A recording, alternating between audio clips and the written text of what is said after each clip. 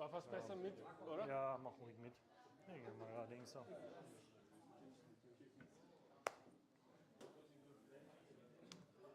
Okay.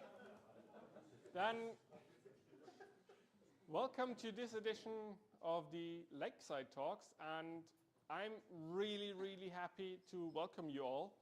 And for the very first time, I think that we need a couple of additional chairs, so that is a really big accomplishment for us. So thank you for being here, first and foremost. Second thing is, if you have a parking ticket, you can go over there, put it in, and then you can just leave for free. So keep that in mind. Then one additional thing, that is the planning. We will be having 3 talks today with short breaks in between, so that the next speaker can set up their device and everything. Feel free to grab drinks meanwhile. After the third talk, we will have some chili. So today there's chili, not pizza. Trying something new. Please let me know what you prefer afterwards. Yeah. Other than that, there's not much for me to say.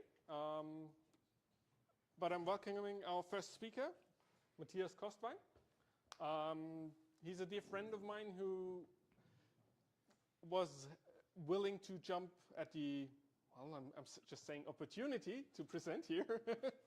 You asked me and I joined, so. Yes. No, but I'm certain that he has very interesting things to say about agency work. Maybe. Look, I'm trying to lower expectations. He's the hype man, that's okay. No, but I think it's best if you say about yourself what you want the audience to know. Yeah, that's part of the presentation. Okay, all right. Then I'm just handing over everything to you, and let's start. Cool. Thank you. So let's do a quick tech check because they've mic'd me up in the back. Is that all right? Cool. Can everyone hear me? Awesome. So thank you all for being here, and thank you for giving me the opportunity to talk about a topic that's, well, by necessity near and dear to my heart, and that is Scrum versus Waterfall. That is a topic that is a daily business in working with an agency. So being client-facing, working with clients from all various different industries, and a lot of them not being in tech, a lot of them being mechanical engineering, classical industry, paper industry, them not having any idea what working, agile, Scrum, Kanban, whatever that is, they have no idea what that is. And we as an agency, we try to bring in solutions to them, and part of that is working between Waterfall and Scrum. But to start that off, a bit about me. So hi, my name is Matthias Kostwein, and I'm going to give you a bit of an overview both about where my journey both with project management and Scrum started, and then how we do it in my current company, so one of the bigger agencies in the DACH region. So again, usually there's a picture there, but I'm standing right here, so I don't think that's really necessary. So quick facts and figures. I started out as a project manager in the mechanical engineering industry, and that's a very classical industry. I had some first contacts with Lean, but overall everything is predictive project management. Waterfall, we're talking about projects that run several years. There's not really the opportunity to change once you've ordered a 20 million euro plant. You can't really change that in the middle. And then I changed completely. I went into mobile development, started doing Android and iOS development in a very small company, 8 people. And that's where I got into contact with Scrum and Kanban and really fell in love with working in an agile way, going away from all these huge and inflexible monoliths.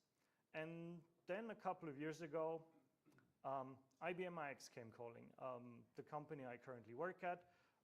Currently, I think the biggest or second biggest agency in the DACH region, focusing primarily on e-commerce solutions or CMS solutions. So on the one side, very SAP CX heavy, or commerce tools is now the new thing, looking at MUG architecture. So these are things that are really interesting. And then the other side, a lot with Adobe AEM CMS systems, and also Contentful. And there I started out as a product owner. And I had the joy of leading a team for about 2 years with several big industry clients. And that's where I really, for the first time, saw this intersection of waterfall and Scrum, where we had to work with a company that had no idea of how to work with Scrum. And about 2 years ago, I got offered the position to step into the client director role, which means I got to step into more of a leadership role. I'm now running a few teams, and I'm also responsible in mediating between them and the client. And I'm going to give you a bit of scope. Currently, I'm running 5 teams. 2 of them are working in agile transformation. So their entire job is transforming clients that have never really worked with agile or at the very beginning of their agile journey. And 2 of them are implementing classical software product. 3 of them are implementing classical software solutions. Currently about 41 people and 7 direct reports. So that means product owners I have to coach, and a lot of what I do is really making sure that they also can work in an agile way while keeping the clients off their back. So I talked a lot about what is my agency work. And at its core, an agency provides a solution. We as an agency, we're not software providers or code providers. We provide a solution for a client.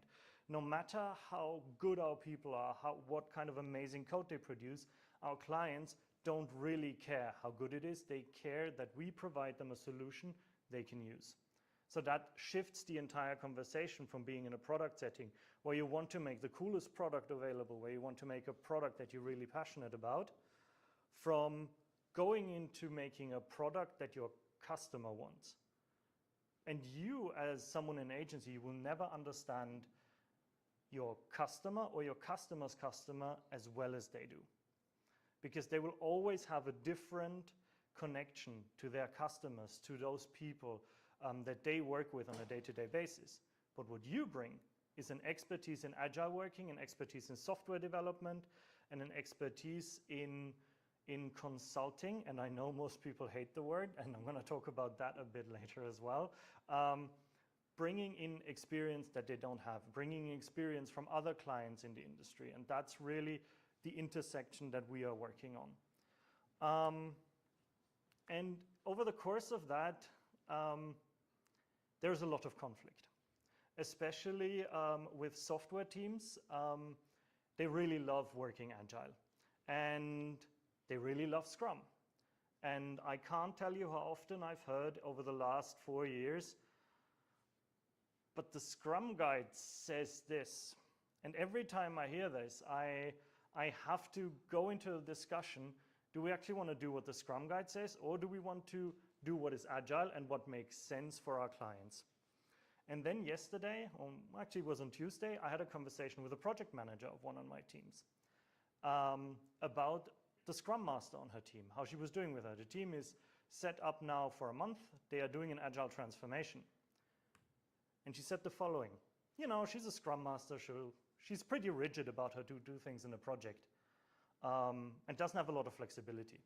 So we have to work on that a bit.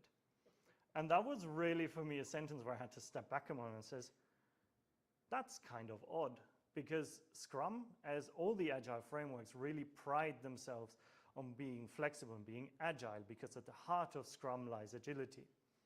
But quite often I see that Scrum becomes a dogma, that it becomes something we look at not because we want to understand or because we want to do, because there's this little book that says it's the Scrum Guide, and it tells us, okay, we need to do a retro every 2 weeks because that's our sprint increment. Even though sometimes we don't really look at why do we need to do this. We need to do this so our team communicates. But if our client doesn't want to participate and doesn't see any value in it, forcing it on them doesn't make any sense. And that kind of brings me to the point I'm talking about. We talk about frameworks a lot, and Scrum is a framework, and Waterfall is a framework. One for agility, one for classical project management. And this is really where we see a lot of conflict. And for that, maybe an explanation. For the majority, as I said, of our clients, Agile means Scrum, because they haven't heard about anything else. And for them, Scrum means, cool, we can change whatever we want, whenever we want, in whatever way we want. And when we tell them, look, we have a sprint cycle, we have our commitment, we don't change it in the middle of the sprint. And they said, yeah, but that's not Agile. And so many times, especially in client work, Agile is being used as a weapon to get what you want. And I think that is even the part in some of the companies where the company really doesn't understand how to work with Agile. And that's something that we quite significantly have to push back on in our daily work. And that's also why, for a lot of teams, this adherence to the Scrum Guide comes from, because it is a means of protecting themselves. Because a client or a manager or someone from the team comes along and says, oh, you're Agile, you're supposed to be able to change this. And then they can go back and say, oh, but the Scrum Guide, you agreed we are going by the Scrum Guide. You can look at that, and it says we don't change it within.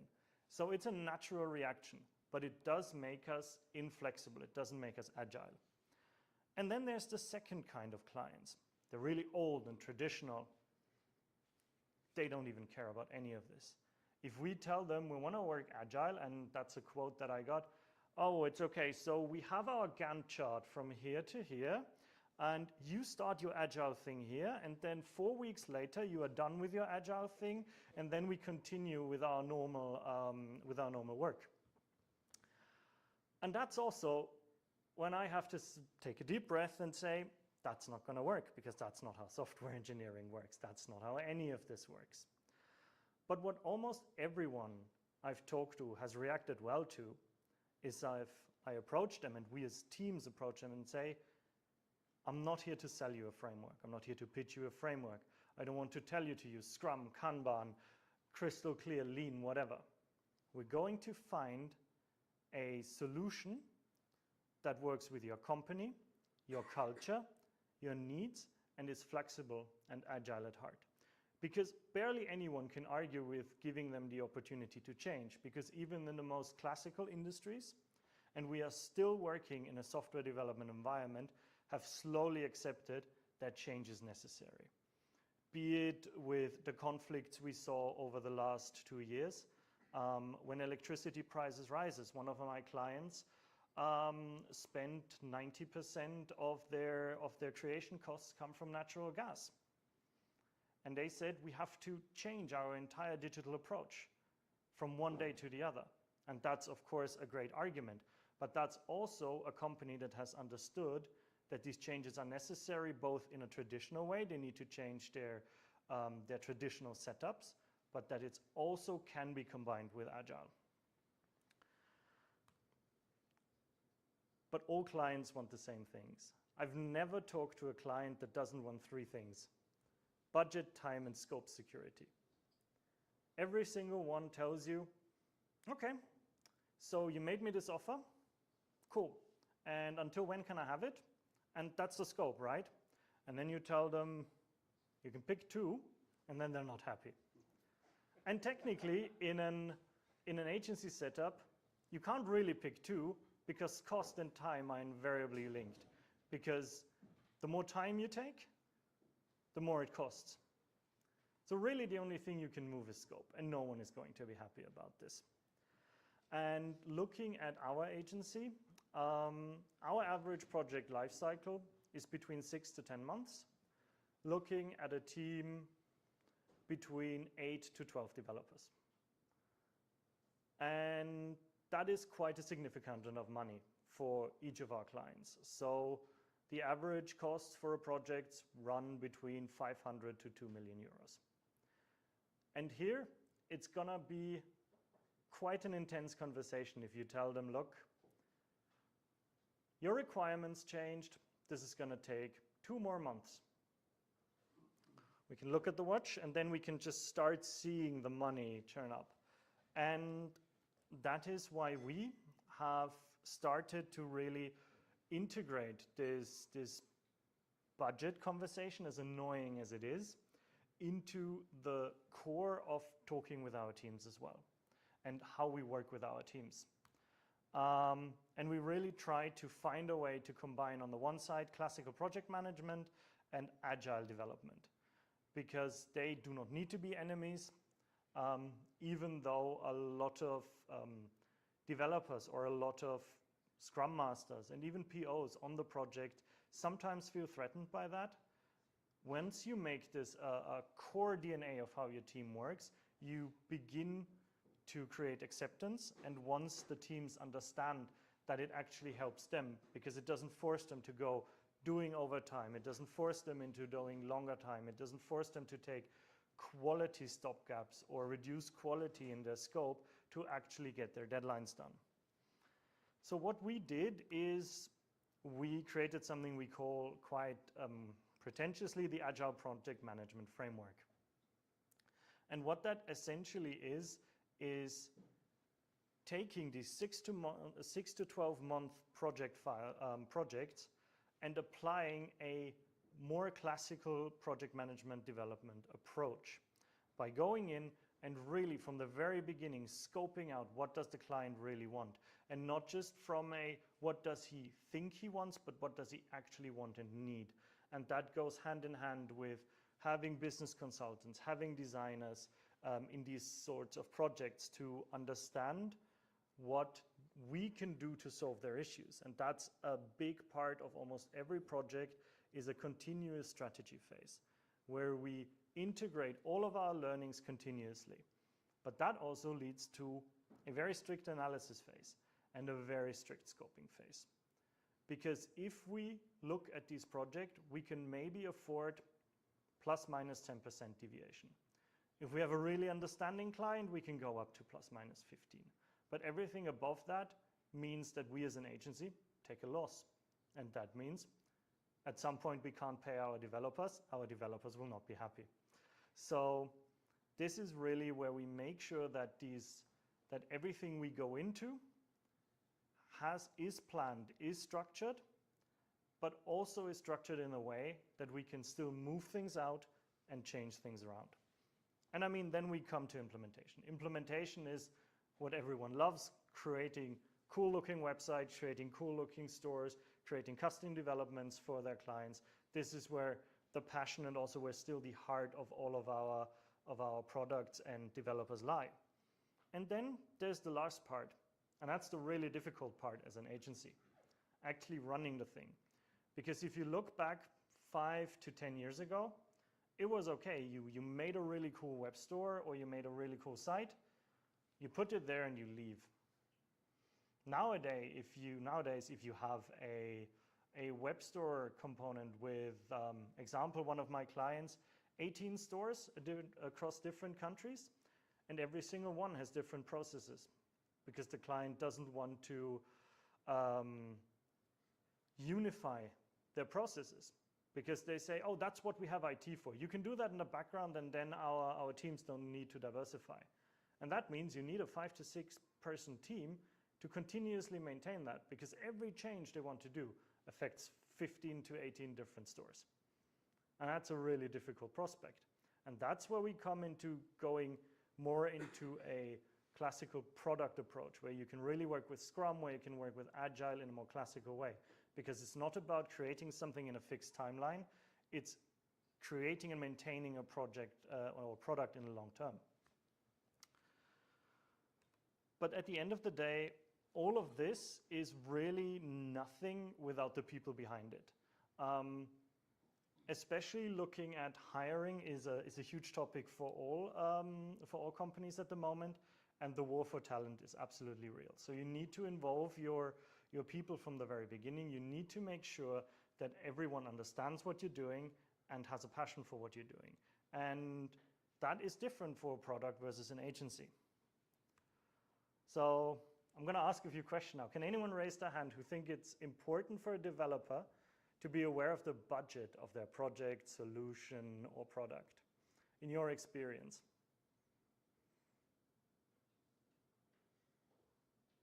Cool, thanks. So we have a couple. Now I'm going to rephrase the question. Do you think it's important for a developer to understand the product they're working on or the solution, to have an understanding of what they're working on?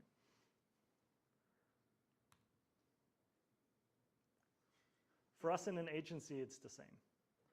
We cannot provide a solution if we do not understand the constraints of our solution. And these constraints shape our solutions from the very beginning. It's an integral part of our functional constraints. And if the team pushes this off to a product owner or project manager and say, oh, I don't care about budget, I don't care about this, this affects the sort of technical decisions they make. Because if they don't understand the environment and the constraints in which they are moving, every technical decision they make is an uninformed one. And we all know how difficult it is for a company to make, or for any developer to make an uninformed decision. And that's why really we try to encourage a holistic understanding of not just the technical side, but also the product and business side of working with clients. And our leadership wants to term the phrase, everyone is a consultant. And I fucking hate it, because no one likes consultants. So if anyone has any idea how to have a better term of how to inspire the teams to really work with the clients, with the solution they work with, I'm all ears. And that was a quick and short foray into my view on agency, Agile versus Scrum, and Agile versus Waterfall. And if you have any questions, now would be the time.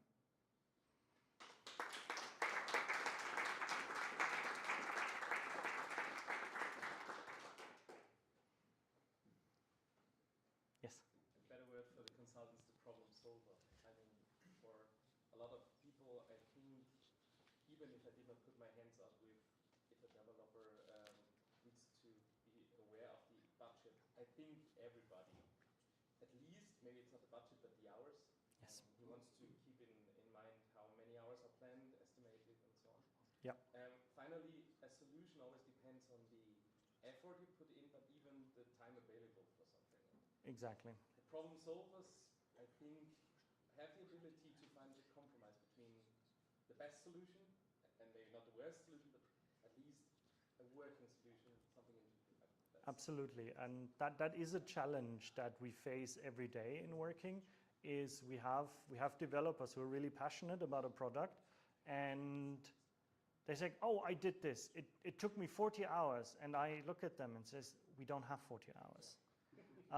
You might have created a really amazing solution. You might have created something that was really, really cool for a client. But please come to me with this idea, and I can pitch it to the client. Maybe they're happy in having it. But having that understanding, because these 40 hours are now going to be missing somewhere else. And that's the reality of working in an agency.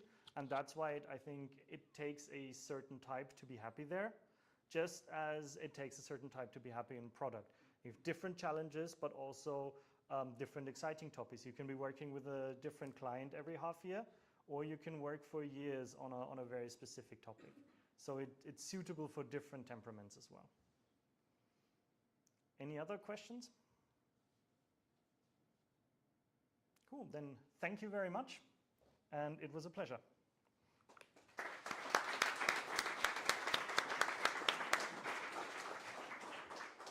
Okay, if you have questions afterwards, he'll stick around, so you can ask him over a beer, of course. I thought I would just run away now. Well, if that, sure. We're going to have some 5-minute break for the next speaker to set up, and then we're going to be right back.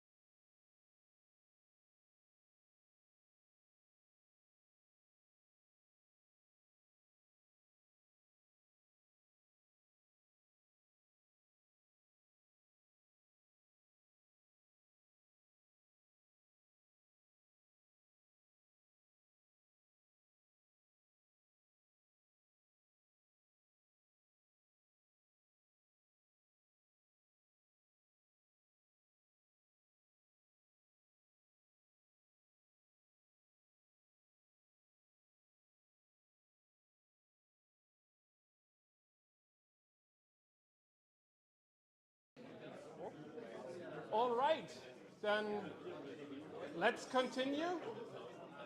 There's going to be plenty of time and space for some refreshing drinks and food later. So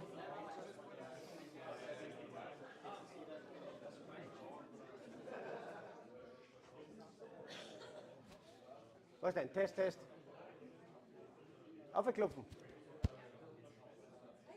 Geht dann. Ah, da. Schrei halten. Das ist ja nicht so all right. weit. So then it's my pleasure to announce the second talk. And first of all, I have to apologize because the title that you've seen on Meetup probably, it was a blatant lie from my end. I didn't have a title yet, so I just decided on what he will talk about. So it might match a little bit, it might also not, we'll see. So it's my pleasure to announce Erich Teppan. He's senior scientist at Fraunhofer and part-time prof at the uni. Yeah, I was a part-time senior scientist, so to say. So together is then full-time, yes. I'm sure he's working 140%, so... No. Just in terms of outcome. Yeah, an outcome, of course. It's the only thing that counts. Yeah, right? absolutely. So, well, without further ado, the stage is yours, and Yeah. go So ahead. thank you, Veit. Yeah. Hi, everybody. So Erich Teppan, yeah, from University of Klagenfurt and Fraunhofer KI for Life. Yeah, very nice institution. So actually, we talked with Veit in the beginning a little bit, not too much, and said, okay, well, it would be nice to have a talk about AI, and then he invented this title, he said it's a working title. Yeah, about maybe the state of the art of AI, but most probably I would not be able to finish in 20 minutes about state of the art, and especially because what you would need to talk about the state of the art of AI, exactly what I wanted to give you now, yeah, as an information would be also needed in order to talk about the state of AI, because there is not AI, okay? And this is why I have now a very long title, actually, yeah, which already grasps the main idea of this talk, okay, and what you can expect, and which says, okay, not only neural networks, yeah, can be used for machine learning, and not only machine learning is AI. Okay, and many people that I know, also students, yeah, in my AI courses, and also other people that I meet at conferences, etc., they are in a very specific topic in AI, and don't know actually, okay, what is AI, and where are the limits of AI, and what are the fields in AI, so they don't have the overview, and they cannot actually say, okay, where is my topic and my technique that I apply in this landscape? And I really have to say, it's not easy to give you this landscape and to define this. Yeah, very hard. Different authors say it and see it differently. Different researchers see it differently, etc. Everybody has its hammer, you know. A reinforcement guy always sees everything as a Markov chain, yeah, etc. Yeah, you know this, okay? So, well, I try to give you a rough overview, a shallow overview about different areas of AI, and Veit also backed me to not to talk only about ChatGPT and not too much, and actually I like this, yeah. In the end we can talk about, okay, where is ChatGPT on this landscape actually, yeah. Okay, well, in order to give you this landscape or talk about this landscape, we have to quickly talk about, okay, what was the original goal of AI? And I mean, this goal, I mean, reaches back maybe to the 30s or at least 40s of the last century. And there, even before, let's say even before, some centuries ago, this was the 18th century, yeah, where this picture comes from. This is the mechanic Turk, yeah, chess-playing machine, so to say.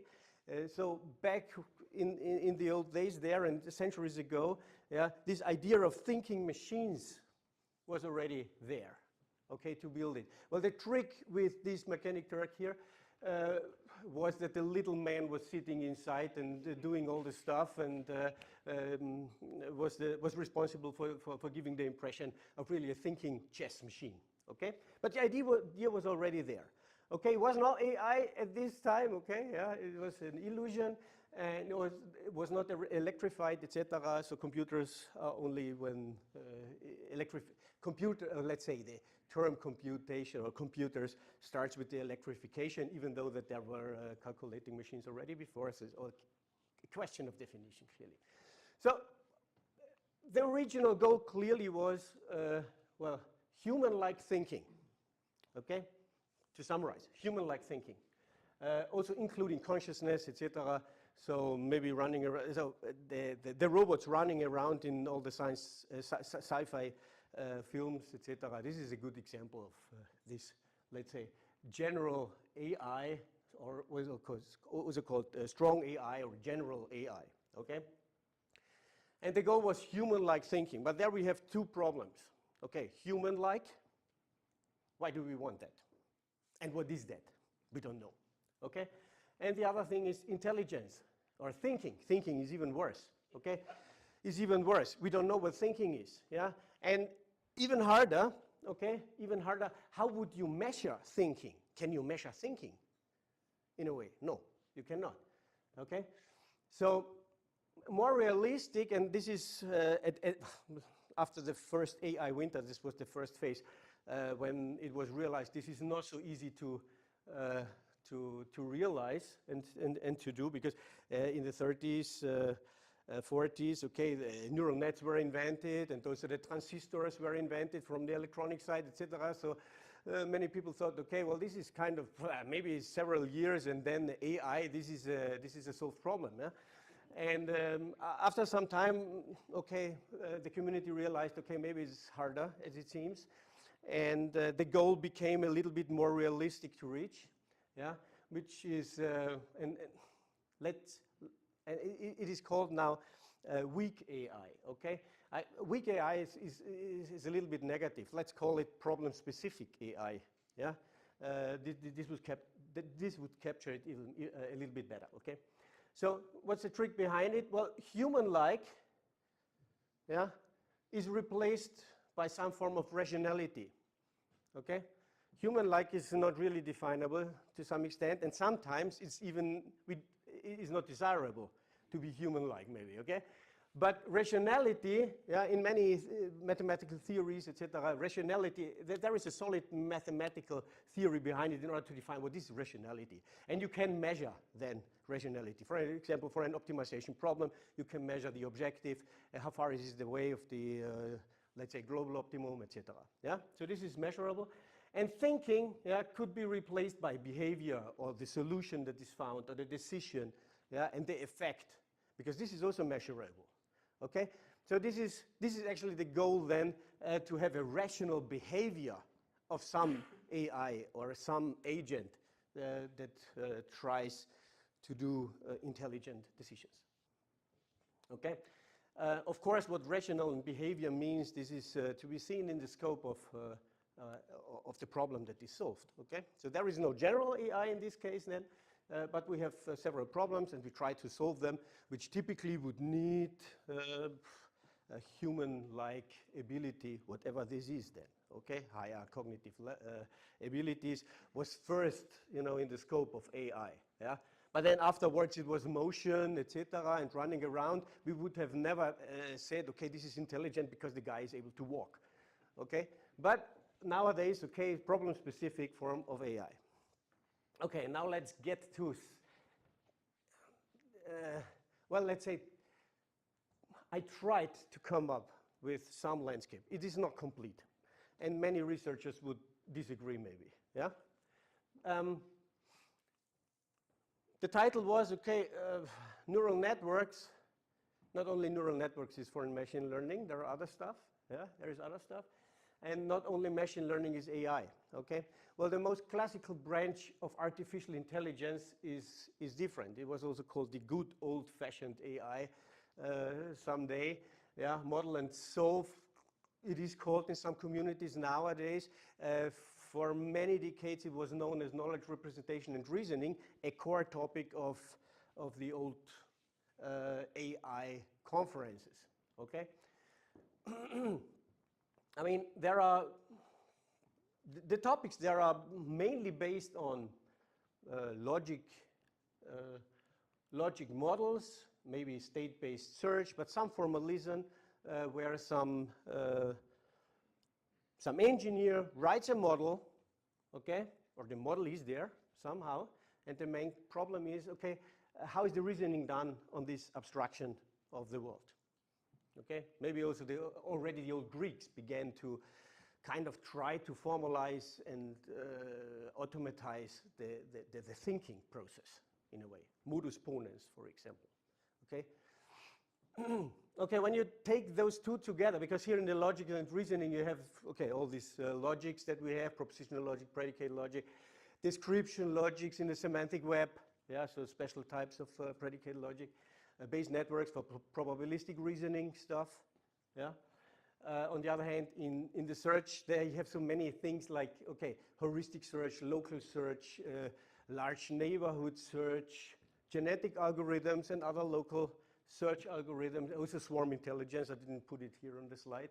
Okay, I'm not so much a fan of swarm algorithms, I have to confess. But it's always some space of states where you try to find some state that you like.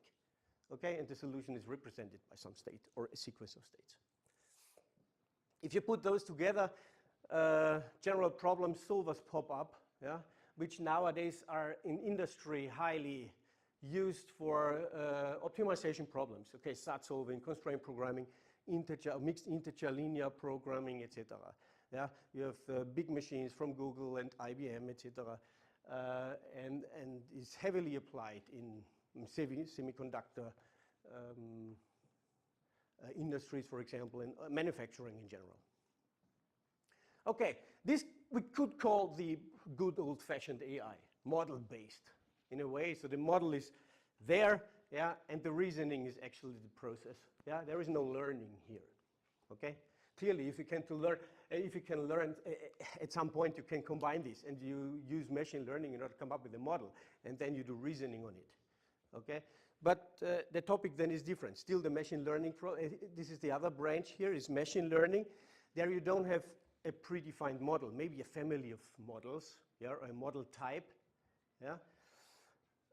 But you do not have the trained model at this point, okay? So the goal here in machine learning is, well, we have two big branches here. The one is supervised machine learning, yeah?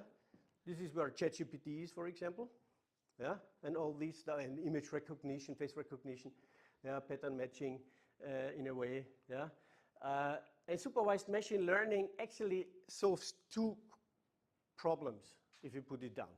It's a classification problem, which is a special case of regression, yeah, mathematical regression. And I put here as well auto-regression. This is a special case of regression, of course. This is when you try to,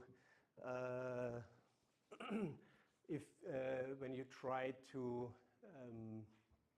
yeah, calculate some value based on the value itself or the type of value itself. So, for example, you try to calculate the temperature of tomorrow, yeah, on the basis of the temperature of today. Okay, so it's autoregressive. Okay. So everything here can be done by neural networks, but not only this. Okay. So supervised machine learning, and then on the other hand, we have unsupervised machine learning. I'll really get to this in an instant, okay? In between, we have reinforcement learning. I do not want to talk about reinforcement learning because it has some, let's say, attributes from both worlds here.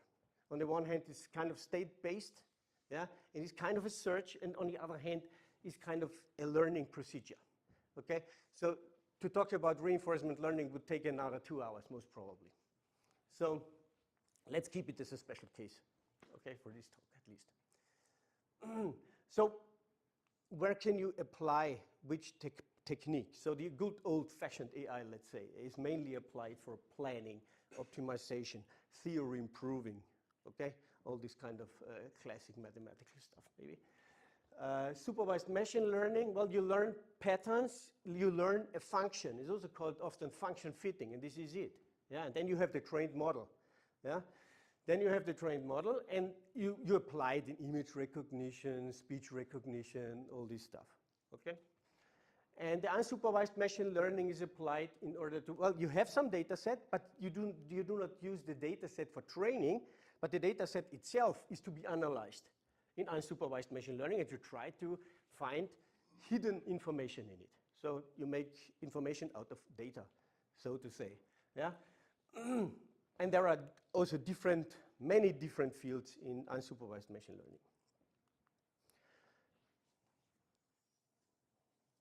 Just a second. I didn't start the timer. I was quick, no. Okay, in the model and solve, so good old-fashioned AI, yeah. Well, there is a model given, maybe by an engineer or maybe by some learning procedure before, but in order to do the solve part, yeah, the model is already there. Yeah, typically it was the knowledge engineer in combination with the domain expert coming up with some model. Yeah? Because what I always say is it's stupid to learn something that you could already know. Okay? So if you go to some domain expert and he perfectly knows how the process in his company works, okay, don't learn this process. Yeah? Just define it. Yeah? And then, okay. So once you have the model, you can do some reasoning. So logic conclusions, probabilistic reasoning, if you combine this with probabilistic theory, etc. Yeah. So just one example, yeah, for the model and solve. Heuristic search, where can you apply it? Yeah, I'll give you a very simple example.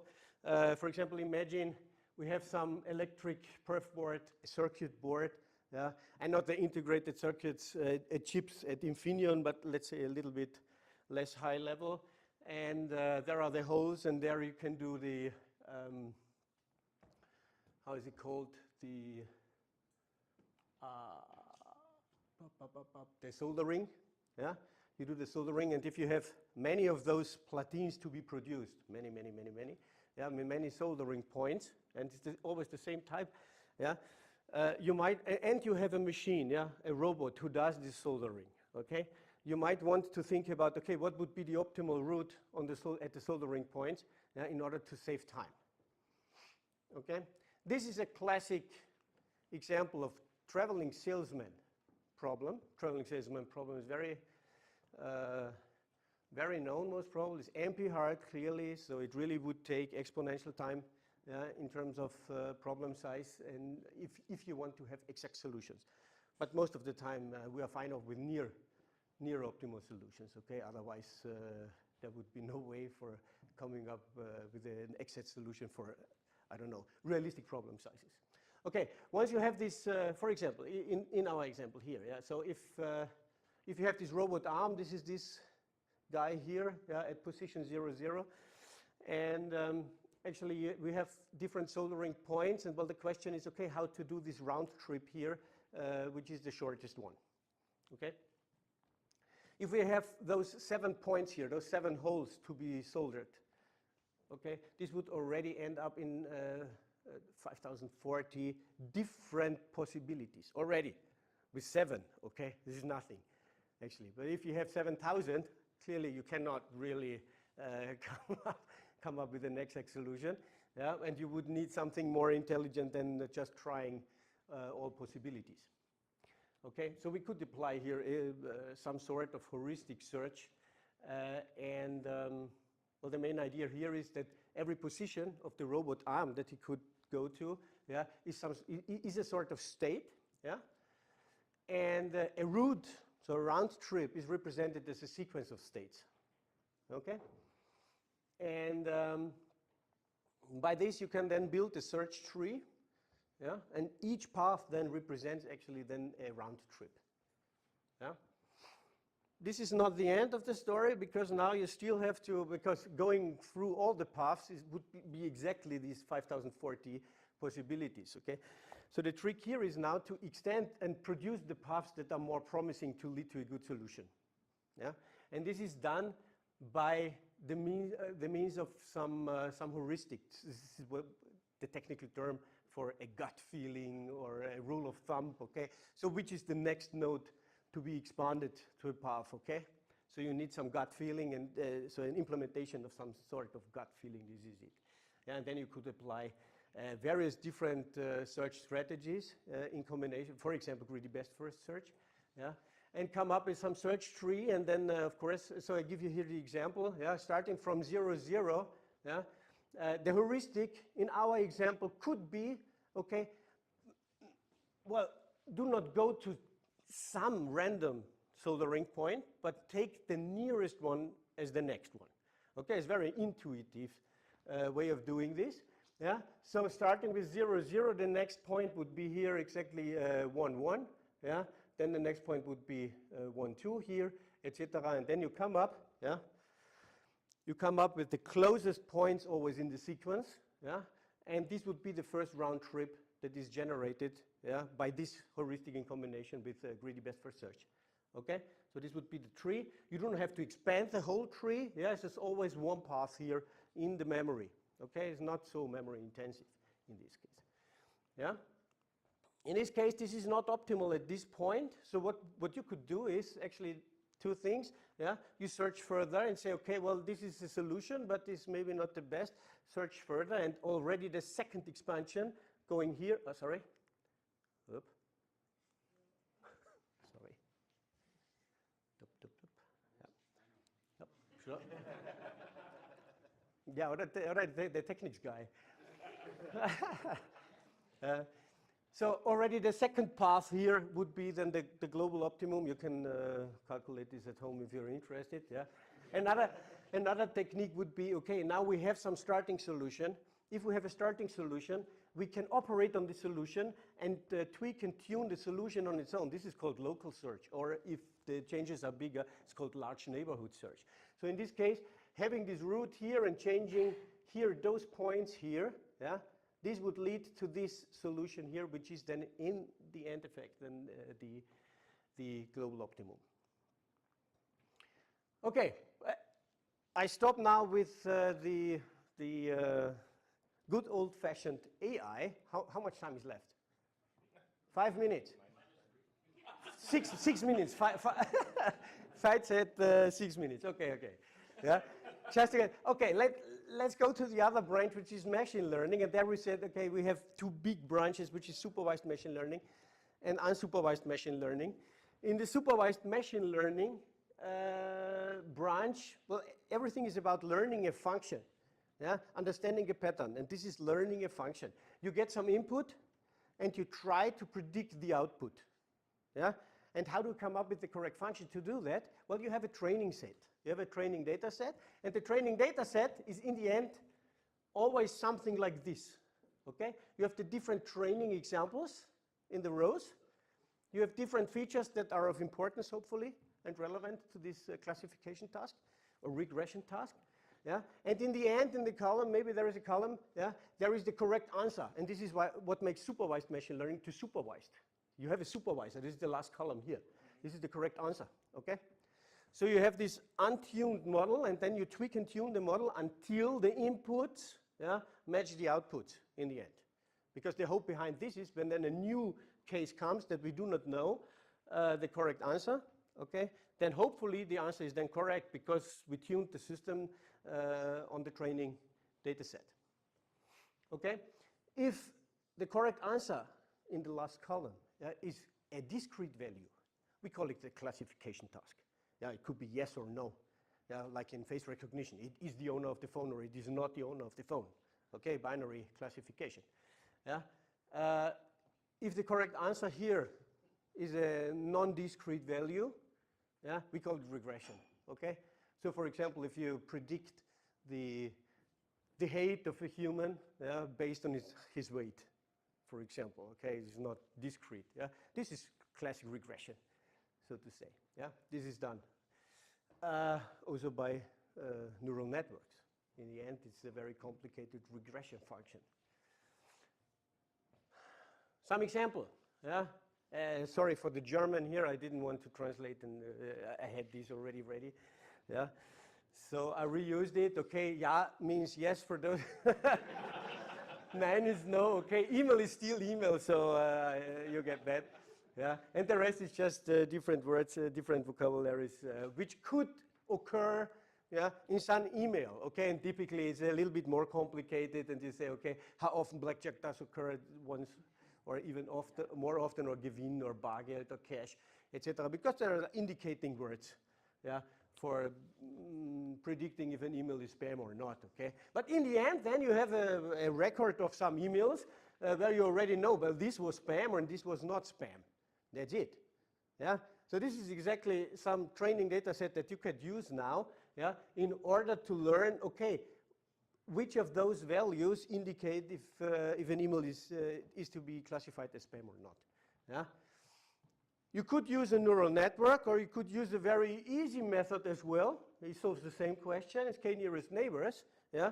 K-nearest neighbors, very simple strategy. For example, if I give you another hint about this. Yeah? If you want to know, okay, which movie you want to watch now in cinema, and there are 3 options, for example, yeah, then you could ask 3 or 4 of your best friends, yeah, where you know that the taste for movies, yeah, is very similar to yours, yeah, and then the majority voting of these friends is maybe a very good indication of what you should watch. This is k-nearest neighbors, okay? Exactly, k-nearest neighbors. You get a new, well, in this case we have this training data set. In k-nearest neighbors, the training data set is not really used for training, it's lazy training, it's also called, yeah. So you get a new question, a new input, there is a new email, yeah, it has some feature values here. You get the closest neighbors here, yeah, by seeing, okay, what matches, what are the closest feature vectors here. Then you identify here, those is email 1, 2, and 4, if we apply 3 nearest neighbors strategy, okay. And then you take the majority voting of the, is it spam or not? In this case, it's very clear, yeah? Okay, obviously this is to be classified as spam. This solves the same question as neural networks when applied to classification problems, okay? And works astonishingly well, yeah? But in the runtime, it doesn't perform too much, okay? Because you always have to go through the whole data set and see what is what is the nearest neighbors. But also for this, there is other well, strategies to cope with this, with sampling, etc. Yeah, just another example, yeah, to give you the info for digit recognition. So one image recognition, one of the first image recognition tasks, yeah, where classification was used. Okay, it's all about how to represent the data. And imagine we have many of those training examples. For example, this is a 6, okay, and if you represent this as a bitmap picture, okay, black and white, and everything which is here blue, yeah, should be black maybe, or whatever, yeah, and the rest is white. So zeros and ones, and you see here the 6 here, okay, this is the ones, yeah, and the rest is the zeros. So in a very, well, not so many pixels here, but this is 8 times 8 pixels, not more, okay, to make it nice here for this example, yeah, you have 64 features, and that's it. This is an example, and the correct answer is the 6 here, yeah? So this is how some digit recognition or object character, etc., yeah, is represented. It's nothing else than the email example. Nothing else, yeah? The same procedure. You could apply k-nearest neighbors, neural networks, support webcam machines, and any of those, yeah? Neural networks is nothing else. Well, you would put the feature vector here, and the outcome here would be just the correct answer, okay? It could be binary, or it could be some value between 0 and 1, for example, if you have a regression problem. What is in between, yeah? What is in between? Well, we do not talk about this now, yeah? But it's not, I just wanted to show that is from the problem perspective that is to be solved, yeah? Is nothing else, okay? Okay, and unsupervised machine learning, well, you kick away the last column, and then you try to find different relations, yeah? If you find relations between the features, well, this is like correlation analysis or principal component analysis to know which features are worth looking at and which are not, yeah? If you have a closer look at the relations of the cases itself, of the rows, yeah? things like clustering pop up. Yeah? And if you try to find features among those values, so rows and columns, yeah, then there are several other, let's say, topics in unsupervised machine learning, like rule mining and yeah, like in basket case analysis, etc., etc. But okay, I stop at this point here. Thank you very much. Yeah.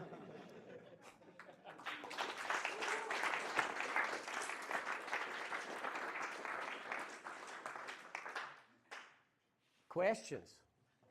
Otherwise, we can talk about this with the beer as well. Yeah, question. The unsupervised Yeah. way of intelligence. If we look, let's say, look into the future and say we start the question: is there an alternative for electrical power, for example? Mm-hmm. And we keep that running forever and ever and ever. At some point, maybe, if we think about infinity, there will be a result. It will find something because. Based on what? With unsupervised machine learning, you need some data. Where you find exactly. it? What we have available on the world, and every day there's more and more and more data and more and more values, basically. Yes. That means there is no border for it, right? So yeah, that's right. And you would produce many, many, many solutions, and the problem would be to find the one that you're interested in. And we don't know if it really works. It just is a possible solution, right? So because nobody can evaluate if it really works. Also that, yes. Yeah, also that. Yeah. But ChatGPT, for example, yeah, is not unsupervised in this case. Yeah? And all those language models, even it's very sophisticated, yeah?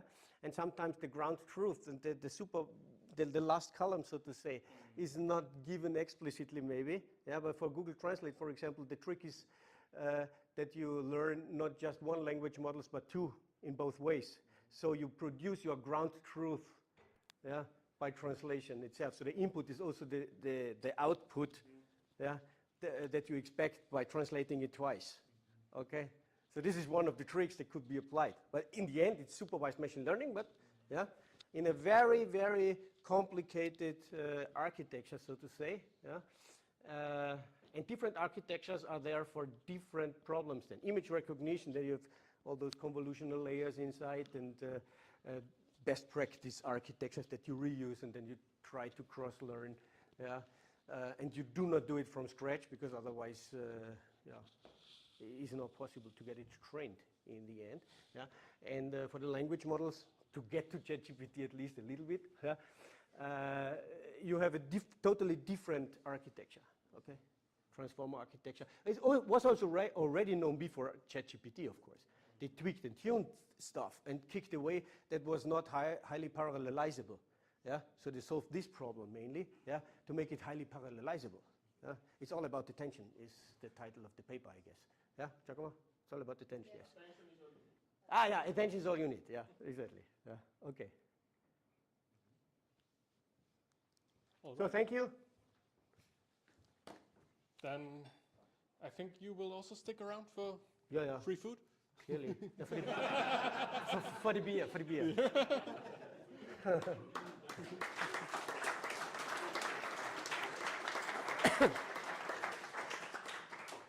All right, then we will have another 5 minutes break for the next speaker to set up, and after that, then dinner is served.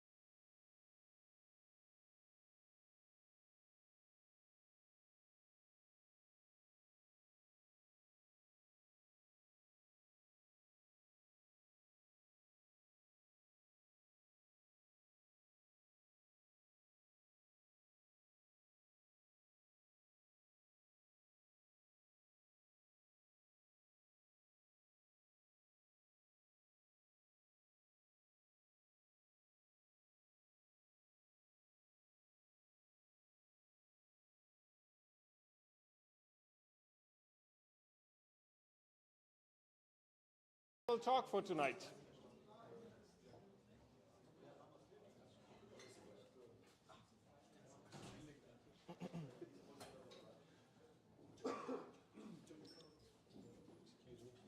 No worries. So, before there's food and even more drinks, there's one more talk to endure. Well, not endure, of course. Thank you. No, it's my pleasure to welcome Giovanni. I've been working with Giovanni for quite some years now. Maybe even longer, I don't know. So I'm really happy to have him here tonight, and I'm pretty sure that he will be very technical, I think, in this talk. So prepare for a little bit more technical talk. And after that, there's food. But first, Giovanni. I'll try to be quick. That's what I told my girlfriend. So, welcome. I'm Giovanni Riva. I'm senior software engineer at Dynatrace. I work mainly in open source projects. In particular, I contribute to OpenTelemetry, and I'm currently serve as the team captain of the captain team. Funny name, right?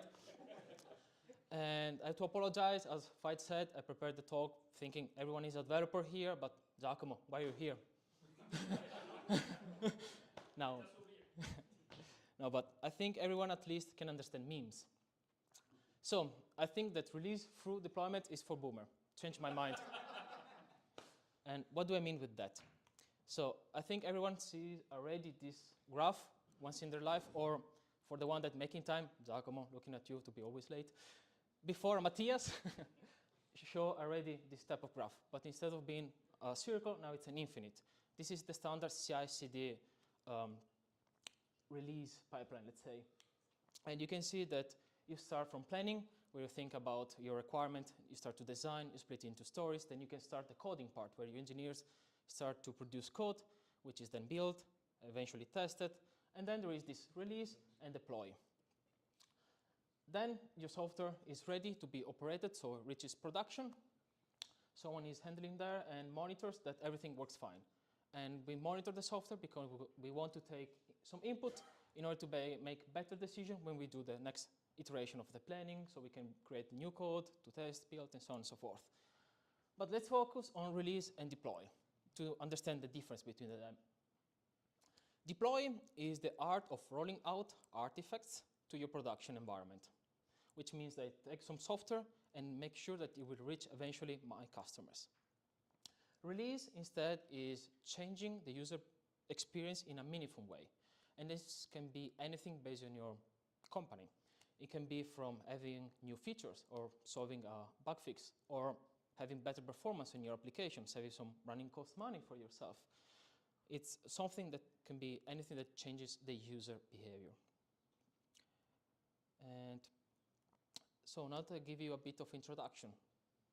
What's the major problem of releasing? No one says anything nice because because it's always dependencies usually. Why dependencies is a problem? Because when you want to release something, you have to tackle all the dependency and be sure that everything is finished in time. I think Matthias presented before that you need to handle different processes together and make sure that everyone reaches the deadline in time so you can cut out your release. But sometimes you need to release because your budget of timing is done. You need to print it out, your next version of your software. But team 1 is super good. It delivers everything in time, what you committed for the sprint. But team 2 only half-baked the feature.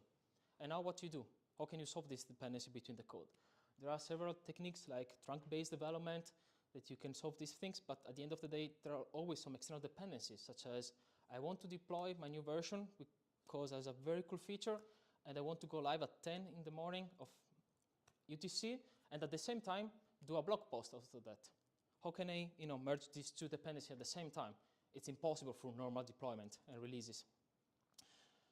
And also, what if shit hits the fan? So let's say that I went through my planning, everything was super good. My engineers produced the best code ever. They build, test, everything's fine. I cut the release, everything was in time. I deploy, operate, I monitor, and I see there was a bug. Yeah. And now what you do? Now you take this input, you go back into planning, you create a story, so an engineer can create a bug fix, then the code is built, test, you create a new release, you deploy, you operate, and you monitor if you fix the bug. But this takes time. And you have to go through the planning, code building, and testing again. And this takes, as I said, a lot of time. And another problem is human is in the loop here. The planning, the coding, it's human-based. So you might have the engineer that wrote that feature be sick today. So another engineer has to take over and is not experienced. It might take 2 weeks to fix the bug in production. So a good way of resolving this issue usually is through automation and rollback. But this has some cons, because now I release 3 features in my next version. One of them was the buggy one. Now I roll back to the previous version, so I remove my customer to accessing my next 2 coolest feature, because one was not working properly. So how we can fix that? Ignore the first half of the cycle. Go from release to the deployment to operate. Now I monitor, and then instead of going back to the human, try to release again. Change the release, so how you change the impact to your user without changing your code again. So everything can be faster and also can be automated, because there is not anymore a human in the loop.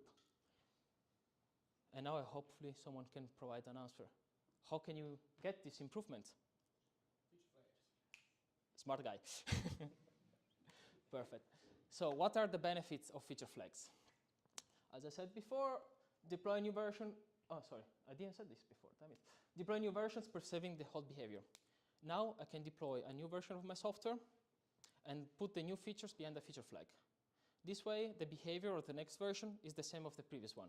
So I can deploy Friday, 5 p.m., go for 10 beers with friends, get drunk. I don't care about, be on pager duty call that, oh, a bug, we need to fix it. And then decoupling dependencies. So if 2 teams are too slow or they cannot deliver a feature in time because of any reason, you can put everything behind the feature flag and you can solve some dependencies problem with that. Then faster CI/CD cycle. As I told you before, we can skip the whole CI part and you can automate all the continuous deployment part. And if you couple observability and automation in the loop with feature flagging, you can have very cool features. Observability is a technique to monitor your runtime and your application and track also real user monitoring data, so you know from where every request is coming from and how it looks like. So you can do progressive rollout of feature, for instance. You can check this request is coming from Europe, and I said that only North America starts with this new feature. So this European request sees the old version. Instead, an American request sees the new version. And then I can monitor it and check the response time of the new feature is the same as the old one. If yes, perfect. There are more errors. No, then okay, we can automatically increase more traffic. And from North America, we go to Europe and we monitor a bigger region. And if everything is fine, then we can roll out globally.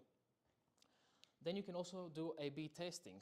Since now you can track a user type, you can say, okay, this is a free customer, so I don't care if things goes wrong. And to him, I give feature A.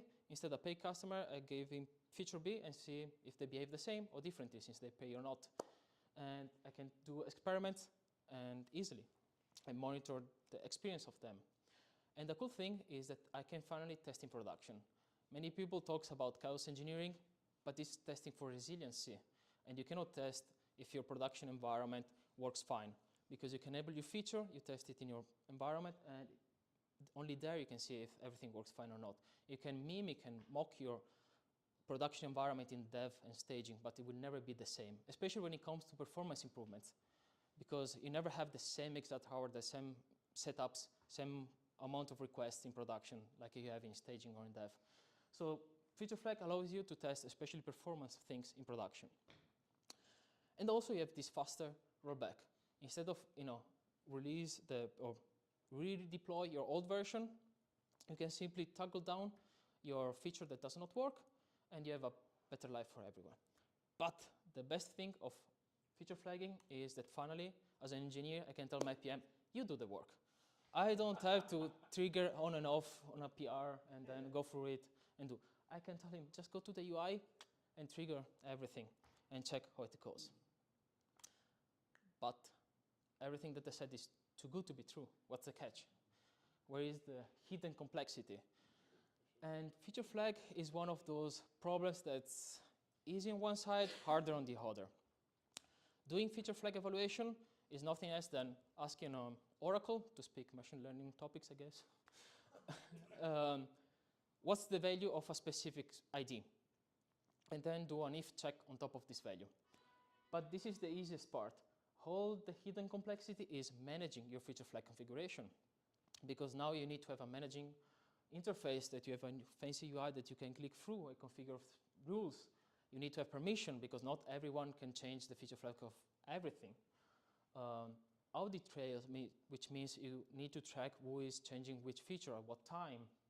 Then real-time flag updates. You want to, as soon as I click on the button to trigger a flag from false to true, this to be propagated in all the environments so they can immediately get this new change. You want to do control rollout or add more metadata. But nevertheless, in the industry, those are the three major problems that we saw in the wild, that everyone start with their own feature flag solution, because feature flag, it's an easy problem at first. But then they soon hit a roadmap, because of all the complexity they showed you before. A good example from 2014, so a long time ago, from a trading company that goes from 400 millions into minus 35 millions in 45 minutes because of feature flag problem. They had a feature flag for a 8-year-old code that was not used anymore, and they decided to roll out a new version behind that feature flag with the same name of the old feature. So now the release start and the new feature kicked in, everything fine, but also the old 8-year-old code kicked in and start to sell all their portfolio. And but they get a record. They were the biggest company to trade. They got 60% of the world North America trading volume in that specific 45 minutes. So kudos to them at least. Yeah, but then when you have a in-house solution, usually then you have a custom code. Then you see, okay, I hit a wall. I need to scale. I better pay a vendor that supports better feature and provide me with better things for feature flagging. And now, though, I have a vendor locked in, because all my code base is full of my own code or a solution 1, and I want to switch to solution 2. And simply too costly in terms of time to adapt all the codes in all places. And another thing is, I don't think many of you ever thought about this, but third-party libraries are static. I cannot control their behavior at runtime. Most of the time is a configuration when you initialize the library, and then that's it, you cannot control. And if you have a standard that a library can use, so we can trigger things on and off at runtime, also for libraries, that will be very, very cool. And what's the solution for this? Open features. You studied, Thomas, great work. So finally, we can go into the second half of my title of the presentation, Open Feature to the Rescue.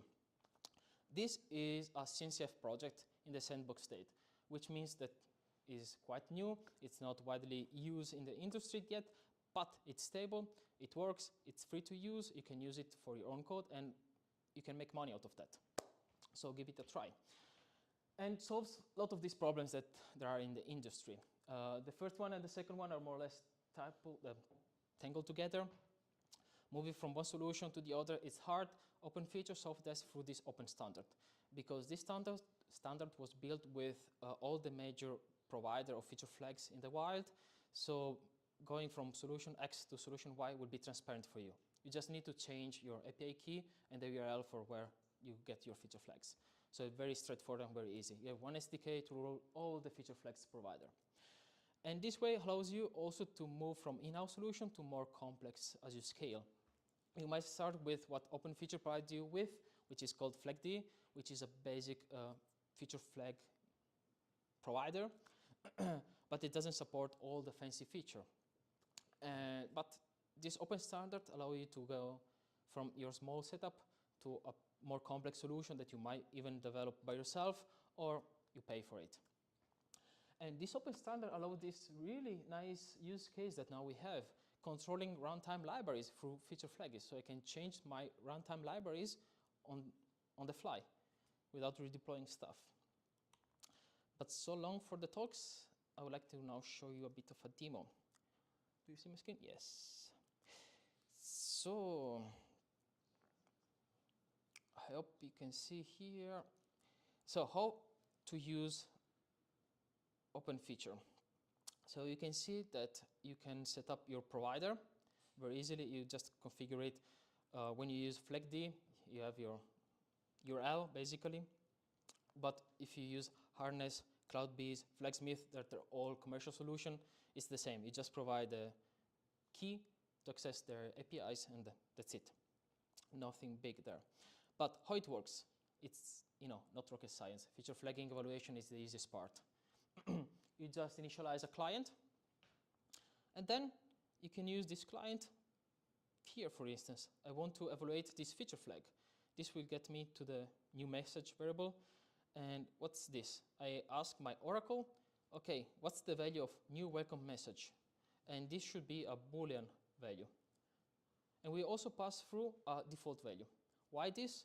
Because I don't want my application to crash or don't get a value because my flag provider is offline.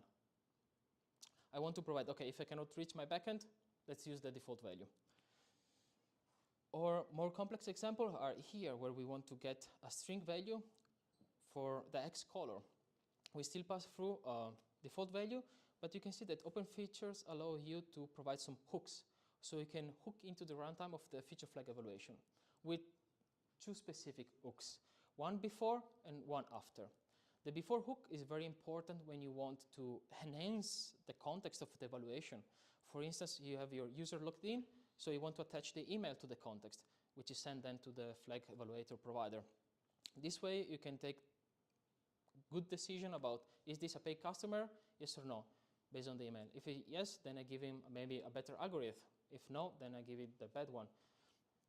And the after hook is good for testing that my Oracle gives me something that I want. For instance, here I check that the X pattern is really what I get out from the flag evaluation and not just random things. But this hook is also very good to hook in your logic for your A/B testing, because here you can track the user experience after the hook. You can add an ID and then attach to your OpenTelemetry trace or what you use for telemetry data. So you can then see, okay, the evaluation resolved to this value, so we can see how the user behave with this feature flag evaluation. But how it looks like then in reality. So the code that I show you was a React app, which is this one, FAS, Fibonacci as a service. It's a microservice architecture, very high complexity one, where you have a UI that calls a backend that implements Fibonacci. It does nothing else that compute the Fibonacci number for the number that you select and count how long does it take for the backend to answer you. And you can see that here I'm a peasant, I'm a free customer, so I take the worst algorithm ever. But if I log in, oops, I will get the faster one. And you can see that on the bottom, I select a different provider. This is to showcase that you can switch from one provider to the other in open feature without any code change. And here, if I use FlagD, the out-of-the-box battery included version of feature flag management, you can see how the feature flag definition looks like on the right-hand side. Here we have the new welcome message is the feature flag that I showed you before in the code. And here is called, the default variant is on.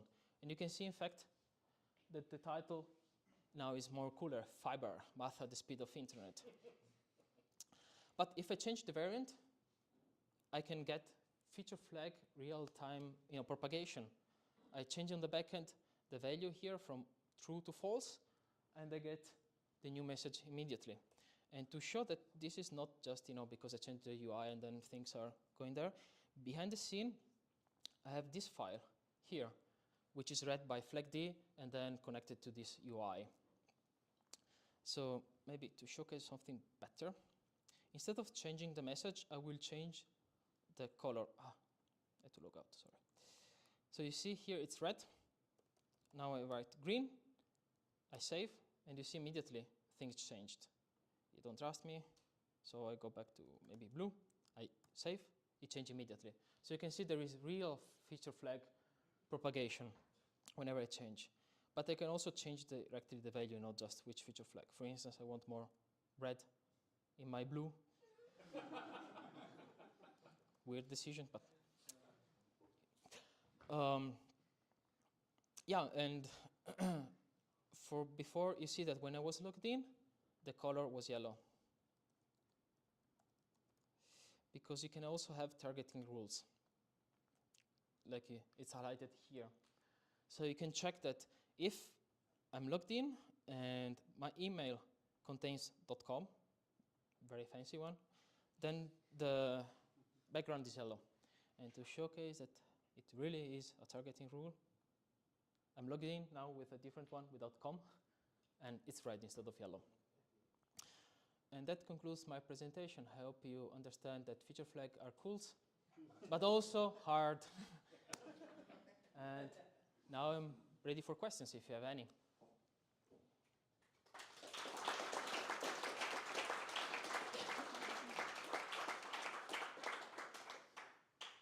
first question that comes to mind is performance. Evaluating flags real time in production seems quite efficient. Yes, exactly. That's a very smart question. There is a difference between server and client side, because usually on client side, performance matters most. And there is a different type of evaluation. You don't do real-time evaluation on the client, usually. But this is cool for the demo, because you can immediately see things. Usually what you do is when you do a big context change in your application, such as I log in, I send this data to the backend. The backend does all the flag evaluation, ship it back to the client, and then the client cache those until you change this context, let's say. On the server, instead, it's more dynamic. You can afford that. Is there a concern that feature flags, for example, impact the quality of experience from a client point of view? Or could they? Because it's how you use it can impact the user experience. If I put up like the algorithm to be fast only behind a feature flag for only paying customer, it's my decision, not really of the feature flag. So it's hard to value that. Yes, Giacomo. So, first of all, disclaimer, he didn't pay me for making this question. No, actually, I was interested more in the structure of the code. So, of course, this, in my opinion, we are taking out one of the loop. So, this is just to take out one part of the loop that you showed, right? And I guess that this would have a big impact on how you decide to structure the code in the beginning. So, it might be, for example, that you have two features that are very similar, but in order to ensure that you can use either one or the other, you maybe need to make decision at the beginning that would say, okay, if they both have to work independently, I might need to either duplicate code or have something that adds overhead. Is this something that you need to think about when thinking about the structure of the code, or so how is the impact? Yeah, you need to prepare the code to accept feature flagging. Of course, you cannot just, automatically have everything out of the box. You need to do code changes in order to achieve that. But how big would be the impact of this? So, Depending on how many lines of code, it depends, like a normal architect would answer you. It's hard. Either you say this is the code, or it's hard to really. From experience, I can tell you my gut feeling. I never had big issues, because usually programmer likes to write very good code in structure, so you can cut from the very top and put behind a if then else check, everything propagated downstream. But like this 400 million company, there are always corner cases that you need to consider. I think Matthias. Yeah, that goes very much into the same direction. What do you think the implication is, especially if you look at very long-term projects and really huge code bases, that knowledge starts to be focused on very specific people, because it adds a lot of complexity to knowing what feature flags are where. Exactly. That's why observability is very important. Because through observability, you can then understand which piece of the code, how many, in my trace, how many times this feature flag is evaluated, or most importantly, when it's not evaluated. That means it's dead code by now. So I can get rid of that. So you need observability at the end of the day to really get a bet. Yes? That also goes into the same direction. What about side effects, for example? Also huge code over long term. Testing. Sorry. Nothing is like not every feature is like a sandbox, right? You switch off one feature. Oh yeah. And then it has an effect on another feature as well. Yeah, that's why there are feature flag providers that really sell feature flag management, because one cool thing is when this feature flag becomes true, then also this one becomes true. Okay. You can feature flag dependency also, and many paying providers offer this possibility. This comes to my next question, because this was exactly what I was thinking of, feature dependencies. So can you build such a hierarchical structure that you say you have a basic feature and then you have sub-features? Yeah. And then you come back? Yeah, that's a common problem in the industry. Yes? Would it make sense to make observability platforms feature flag aware? Yes. Not speaking because I work for one, but we have plans for that. And competitors have already plans for that. Now, there is a huge movement in the industry. We saw also at KubeCon, many people that spoke about feature flagging, they always wanted to have observability out of that, because it helps with discovering where the root cause of your production problem is, helps you to do faster rollback. You don't think about a bank. Every code change needs to go over and audit. If there is a bug, I need to go over and audit again of my code for the bug fix. And having a feature flag to toggle off this feature that is buggy is the most important thing for them. So there is a huge need for observability out of the box for feature flags. I have another question concerning efficiency or performance.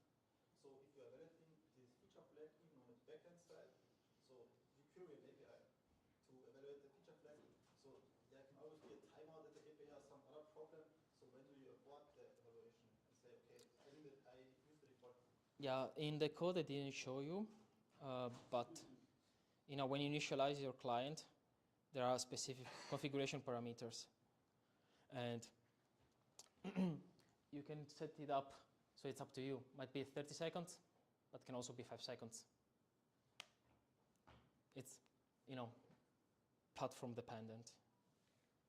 Matthias? Are there already any metrics about, let's say, what this means in case of additional development effort versus the impacts on a CI/CD pipeline? Oh, that's a very interesting thing. I never looked into any report for that, actually. I think it's a valid things to measure. But I need to know how to sell it to customers. Full CI/CD cycle versus doing an if before. if I had to say something before fight stops me, I would expect, as everything, it's a big investment in the short term, but it pays off in the long run. So it would be a bit more effort at the beginning for the developers, but then once you need to maintain your software is where you get the benefits of it. Last time before fights cuts you off, people from the next question. Perfect.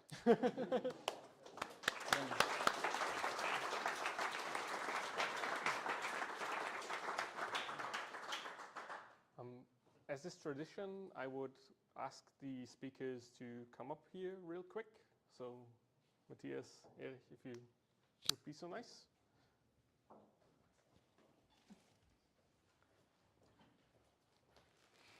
I get a watch.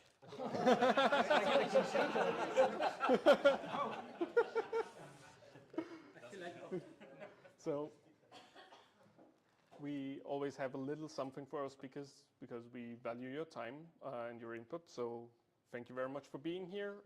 Awesome talks, all of you. And because of that, we have a little present for each one of you. Thank you. Oh, thank you.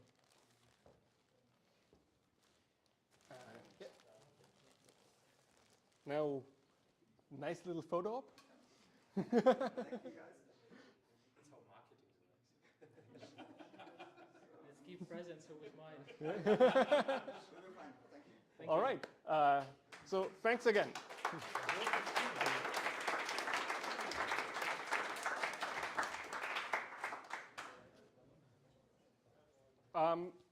Just two very last things. Please don't forget to use the thing for your parking tickets so you can get out.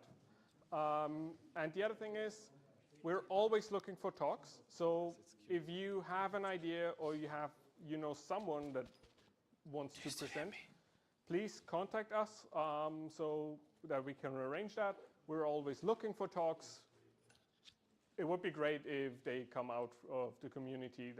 That is, I think, the best way to source them. But with that, thank you all for showing up. It was great to have such a large audience this time. I hope we can do the same or even better next time, which is going to be after the summer vacation period. And enjoy the food and the drinks. And all three speakers are still here. So if you have further questions, please riddle them with the questions.